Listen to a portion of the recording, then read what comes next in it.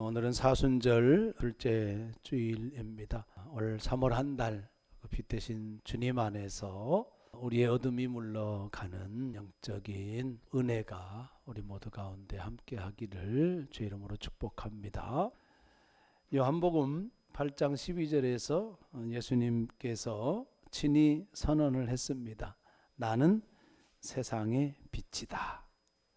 그리고 9장에서도 다시 한번 예수님이 자기 자신이 세상의 빛이라고 하는 사실을 언급을 하고 있고, 맹인이 눈을 떠서 보게 되는 사건은 예수님이 누구인가를 분명하게 또 우리에게 보여주고 있고, 더 나아가서 맹인이 치유되는 사건은 단순한 육체적인 육체적인 치유 행위를 넘어서 있다.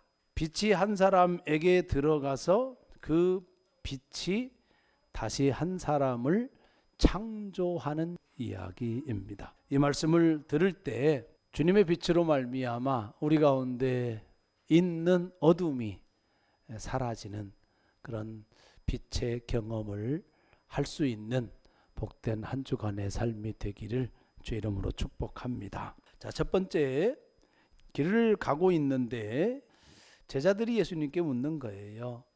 저 사람이 도대체 누구의 죄 때문에 저렇게 맹인으로 태어났습니까? 이 사람이 누구냐면 날 때부터 단 한 번도 보지 못하는 사람. 그래서 길거리에서 구걸하고 있는 그런 사람입니다. 당시 유대인들의 어떤 신학, 인과응보 사상, 이것이 드러나는 장면이에요. 어떤 고난이 있을 때 그 고난의 원인을 죄로 보는 거예요. 저 사람이 죄를 지었기 때문에 저 사람에게 고난이 임한다. 저 사람이 죄를 지었기 때문에 병이 든다. 저 사람이 죄를 지었기 때문에 사고가 난다. 그런 사상이 고착화되어 가지고 신앙, 다시 말하면 신학이 되어진 거예요. 그런 관점에서 예수님께 질문을 한 겁니다. 그랬더니 예수님이 이 사람이나 그 부모의 죄로 인한 것이 아니라 그에게서 하나님이 하시는 일을 나타내고자 한다 말씀을 합니다. 예수님의 관심은 그 맹인의 죄에 있지 않아요. 그리고 그 부모의 죄에 있지 않아요. 예수님의 관심은 그 사람을 통해서 하나님께서 하시는 일이 드러나는 것, 하나님의 뜻이 드러나고 이 사람을 통하여서 하나님의 영광이 드러나는 것, 이것이 예수님이 맹인을 보는 관점이었어요. 여러분, 우리도 종종 누군가의 아픔 앞에 서잖아요. 그것이 내 자신이 될 수도 있고요, 우리의 가족이 될 수도 있고요, 친구나 동료나 우리가 좋아하는 사람일 수도 있고 아주 싫어하는 사람일 수도 있고 그래요.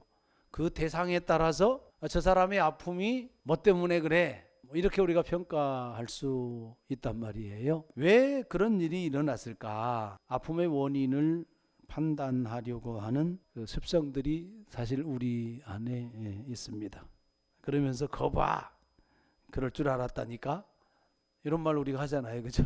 아이고 참 안 됐구만, 그러니까 좀 조심 좀 하지, 아유 거길 왜 가가지고, 아유 그 사람하고 괜히 어울려가지고, 이런 말들, 어떤 결과에 대해서 하나의 원인을 가지고 그 결과를 말을 하는, 그래서 판단하거나 비난하거나 평가를 하는 모습들이 우리의 삶 속에 사실은 비일비재합니다. 예수님은 오늘 이런 판단이나 비난이나 평가에 대해서 그 원인을 이야기하지 않고 있다. 하나님의 나라는 죄를 묻는 것, 그것보다는 은혜의 포커스가 맞춰져 있는 거예요. 아픔의, 고통의, 고난의 포커스가 맞춰져 있는 것이 아니라 회복의 포커스가 맞춰져 있고 또 치유의 포커스가 맞춰져 있다. 여러분, 맹인이 태어나기 전에 죄가 있겠어요? 왜냐하면 살아보지도 않고 어떻게 윤리적인 죄를 지을 수 있고 형법을 어길 수 있고 그래요? 그렇지 않잖아요. 그러나 살아오면서 죄가 없을까요? 죄가 있을 겁니다. 그 부모는 어떻습니까? 아들이 소경으로 태어날 것을 알았어요? 몰랐어요? 몰랐어요. 소경으로 태어난 아들을 보면서 내 죄 때문이야 이렇게 죄책감을 가질 수도 있겠다 싶어요. 그 유대 사회에서. 그럼에도 불구하고 그 여부를 떠나서 그 부모는 이미 죄인입니까 아닙니까? 죄인이에요. 제자들이 맹인을 두고 누구의 죄입니까? 라고 묻고 있지만 제자들 역시도 죄에서 자유롭지 못한 거죠. 이 세상 누구나 그렇습니다. 죄에서 자유로울 사람은 단 한 사람도 없어요. 예수 그리스도의 십자가의 은혜가 우리에게 주어졌을 때 십자가의 은혜가 우리를 살리는 거예요.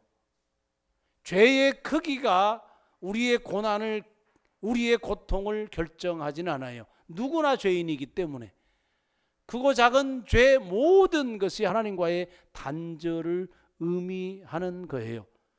우리가 죄인이기 때문에 지옥으로 가는 게 아니고 죄인이기 때문에 멸망의 심판을 받는 것이 아니고요.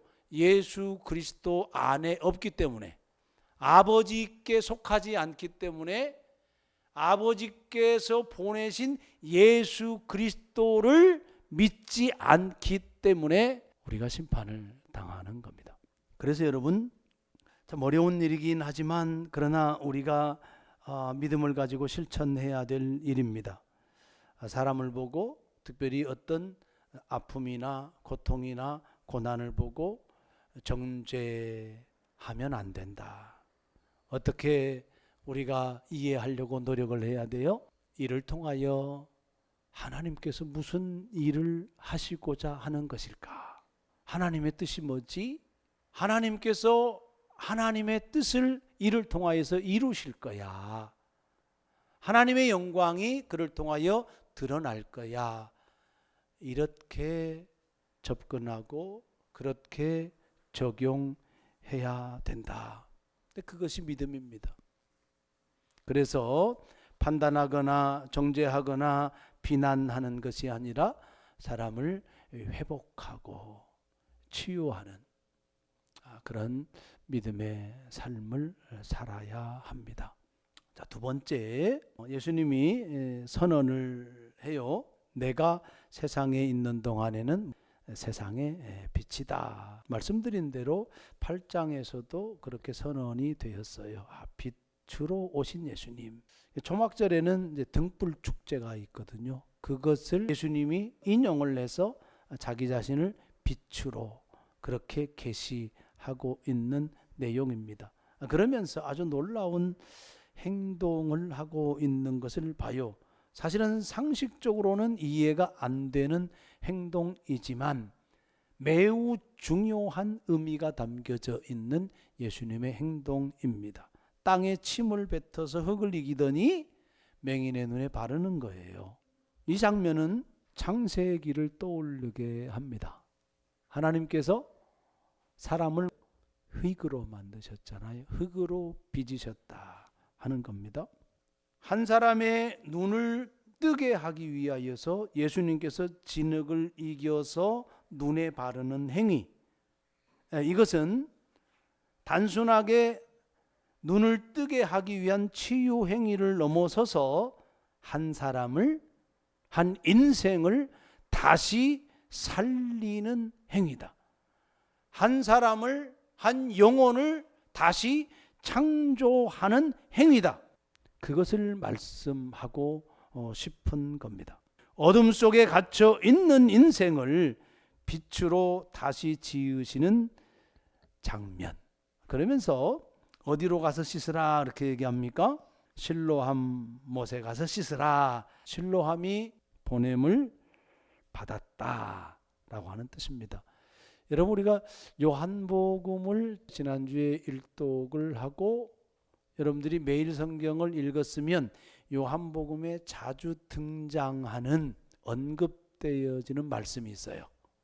그것이 뭐냐면 아버지께서 보내신 자, 예수님 입장에서는 보냄을 받은 자, 이렇게 된 거잖아요. 아버지께서 아들을 보내셨고 아들이 세상에 보내심을 받았고 보내심을 받은 아들이 이제 맹인을 보냈고 그 말씀을 들은 맹인은 어떻게 하고 있습니까?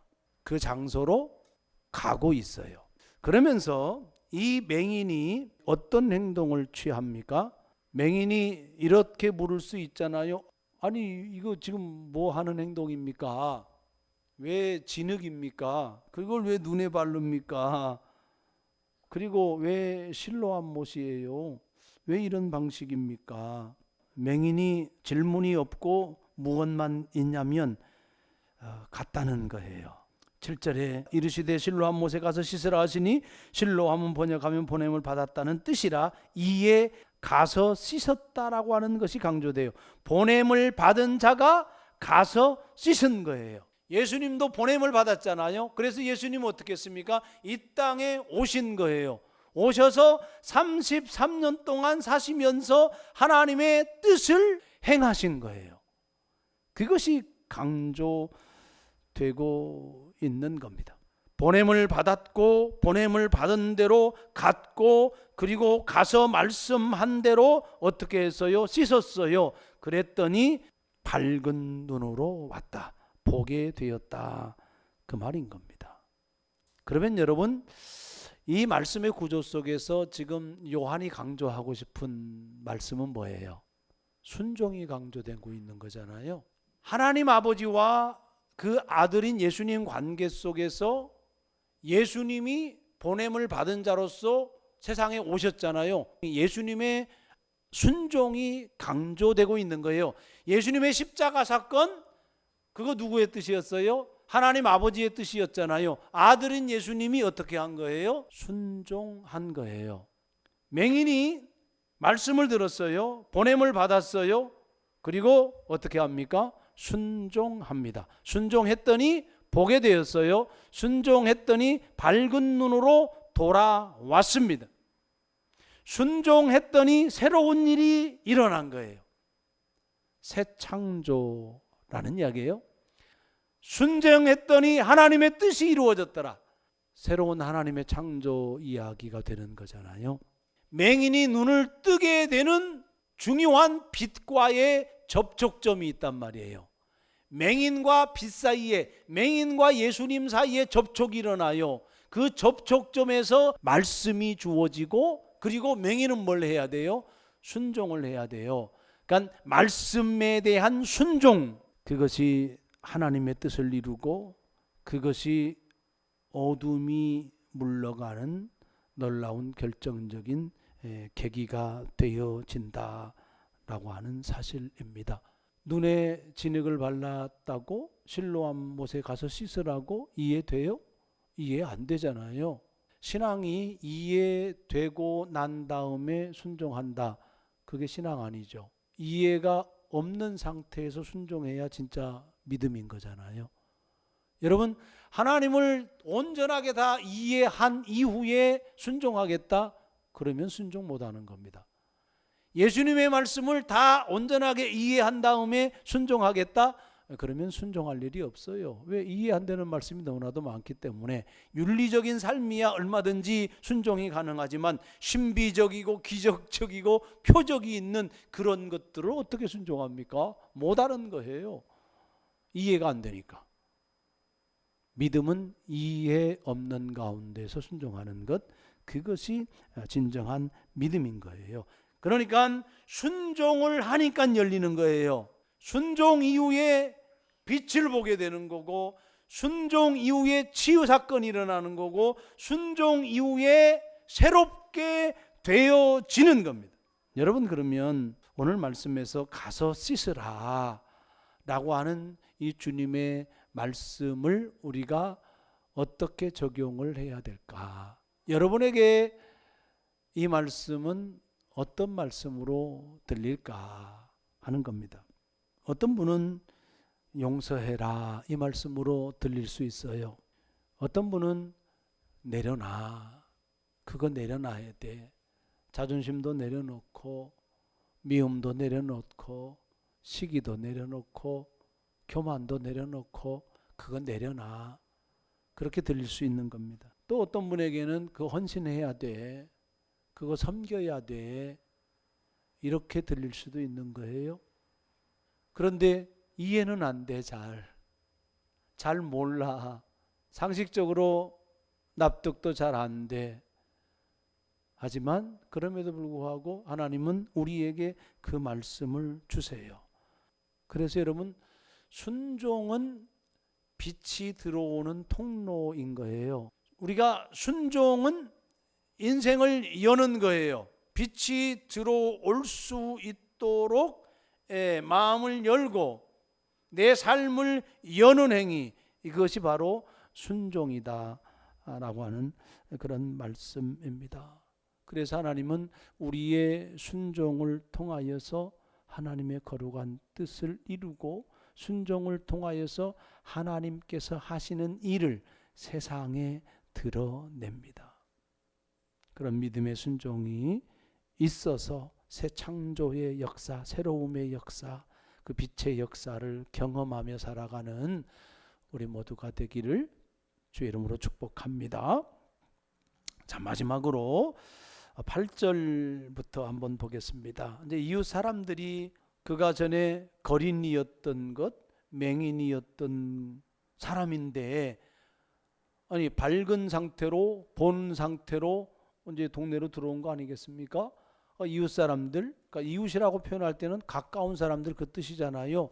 최소한 이 사람을 알고 있는 사람들이에요. 너 그 사람 아니냐 그랬더니 어떤 사람들은 맞다 그런 사람들이 있고, 어떤 사람은 아닌 것 같은데 아니면 비슷한 것 같은데 혼란이 일어났어요.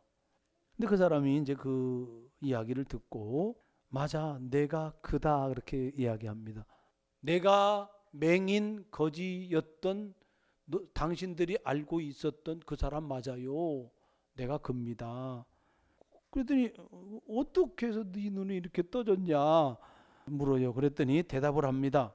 예수라 하는 그 사람이 진흙을 이겨 내 눈에 바르고, 사실 그대로 이야기하는 거죠. 나더러 실로암에 가서 씻으라. 사실 그대로 이야기합니다. 가서 씻었더니 보게 되었노라. 사실이죠. 예수님께 치유를 받았던 이 사람은 예수님으로부터 경험되어진 사실 이야기를 그대로 하고 있어요. 자기 경험이에요. 자기가 만난 예수님, 자기에게 예수님이 행했던 행위, 자기가 순종했던 이야기, 그리고 그 결과, 그 사실을 정확하게 자기 이웃들에게 이야기를 하고 있습니다. 그들이 이르되 그가 어디 있느냐? 알지 못합니다. 그 사람이 예수님인 건 아는데 지금 그 사람이 어디에 있는지 내가 알지 못합니다. 내가 알지 못한다라고 하는 이야기는 예수님의 정체에 대해서 분명한 인식이 없다 그 말이에요. 예수님이 메시아라고 하는 사실을 자기는 잘 모른다 그 뜻도 되는 겁니다. 예수님에 대한 정확한 이해가 아직 부족해요. 예수님에 대해서 내가 잘 몰라요. 그런데 분명한 것은 뭐냐면 그 예수님이 내 눈에 진흙을 발라서 묻혔고 발랐고, 그리고 실로암 못에 가서 씻으라고 했고, 그래서 내가 실로암 못에 가서 씻고 봤더니 내가 보게 되었다. 그 이야기 외에는 한 게 없어요. 분명히 예수님이 누군지는 잘 알지는 못하지만 분명한 것은 나는 볼 수 없었는데 지금은 분명하게 뭐 한다는 거예요? 본다라고 하는 겁니다. 그래서 여러분 좀 깨달아 봐요. 전도라고 하는 것, 이 거창한 사실 논리가 아니다 그렇게 생각합니다. 우리가 전도 프로그램 할 때 뭐 사역리 있지 않습니까? 뭐 그걸 통해서 복음을 제시하고 그 다음에 결신기도 하고 그러잖아요. 뭐 그렇게 해서 구원받는 사람도 있습니다. 하지만 그렇다고 해서 그 짧은 그 지식 짧은 시간 안에 한 사람의 인격이 이렇게 얼마나 변할까 좀 의구심을 갖는 경우도 있습니다. 체계화된 복음을 제시해야 그것이 전도일까? 그렇지 않을 수 있다 그거예요. 오늘 본문 말씀은 뭐예요? 자기 경험 이야기하는 거예요. 이 사람이 지금 신학적인 어떤 논리를 가지고 또 성경적인 체계를 가지고 전도하고 있지 않잖아요. 전도라고 하는 게 빛을 경험한 이야기, 그 이야기 해주면 되는 거예요. 내가 만난 예수님 이야기, 그것이 복음인 거예요. 복음 증언인 거예요. 그래서 저는 여러분에게 강조하는 바가 있습니다. 말씀을 순종을 해봐야 말씀 경험을 하는 거예요. 말씀을 몸부림치면서 그걸 가지고 살아내봐야 체험할 수 있는 거잖아요. 기도를 통해서 기도한 내용을 체험이 되는 거잖아요. 말씀과 기도를 통하여서 체험되어진 나만의 내 이야기, 내 빛의 이야기, 하나님이 나를 변화시킨 이야기, 하나님이 내 속에 들어와 말씀이 내 속에 들어와 빛이 내 속에 들어와서 나를 밝게 한 이야기가 있어야 예수님을, 복음을 증언할 수 있는 겁니다. 여러분, 신앙생활은요, 그게 거의 전부가 아닐까요? 신앙생활의 목적은 뭐겠습니까? 우리의 삶의 변화에 있는 거잖아요. 내 인격과 삶의 변화예요. 내 인격이 변화되어야 삶이 변화되는 거니까 그 속에서 하나님의 나라를 이루어가는 거거든요. 그러면 내 인격과 삶을 변화시키기 위해서 우리에게 필요한 것은 예수님이잖아요. 빛 대신 예수님이란 말이에요. 근데 빛 대신 예수님이 우리에게 추상적이고 형이상학적으로 오시지 않아요. 무엇으로 오시냐면 말씀으로 오신단 말이에요. 주시는 말씀을 가지고 하나님, 이 말씀 순종하겠습니다. 주님, 순종할 수 있도록 성령께서 나를 주관하여 주시고 의지도 주시고 용기도 주시고 그렇게 해서 실천을 하는 거예요. 근데 부딪힘이 있겠죠. 싸움이 있겠죠. 그런데 그러면서 말씀을 경험하고 성령을 경험하고 그리고 하나님의 은혜를 경험하는 거예요. 그 삶의 말씀에 순종한 삶의 이야기를 고백하는 것, 그것이 복음 증언, 예수님을 증언하는 거다라고 하는 겁니다. 여러분, 교회의 방향은 그렇게 가야 되는 거예요. 전통적인 교회는 예배당에 머물고 건물에 머물렀단 말이에요. 세상에 나가서는 예수 믿는 사람인지조차도 구분이 안 되고 살아갔단 말이에요. 부자 되고 좋은 직장 다니고 명예 얻고 그런 기복적인 세상에서 누릴 수 있는 것들, 그것을 목적으로 해서 신앙을 하는 사람들이 너무나도 많잖아요. 오늘날에도 그것이 하나님의 주목적일까? 예수님의 주목적이 그걸까? 그것이 아니단 말입니다. 우리의 삶의 변화단 말이에요. 우리의 생활 연장 속에서, 우리의 관계 안에서, 우리의 가정 안에서 예수님이 경험되어지고, 그래서 주님이 주시는 참 평안과 안식과 자유를 누리는 삶, 그것이 신앙생활이죠. 그것이 교회의 목적이고 우리가 예수를 믿는 이유가 되는 겁니다. 말씀을 맺습니다. 오늘도 예수님은 세상의 빛입니다. 그 빛은 끊임없이 여전히 우리를 비추고 계시고 그 빛은 여전히 우리를 새롭게 창조하십니다. 빛은 여전히 우리의 순종을 통하여서 우리의 인생을, 우리의 인격을, 우리의 삶을 다시 만든다라고 하는 사실입니다. 여러분의 인격에, 우리의 가정에, 우리의 사역에, 특별히 우리 안에 있는 내적인 어떤 어둠들, 상처들, 거기에 그 주의 빛이 들어가서 또 우리의 순종을 통하여 다시 창조되어지는 놀라운 은혜가 있기를 바라고, 그 빛을 경험한 삶을 나누는 복음의 증인으로 그렇게 하루하루 살아내기를 주의 이름으로 축복합니다.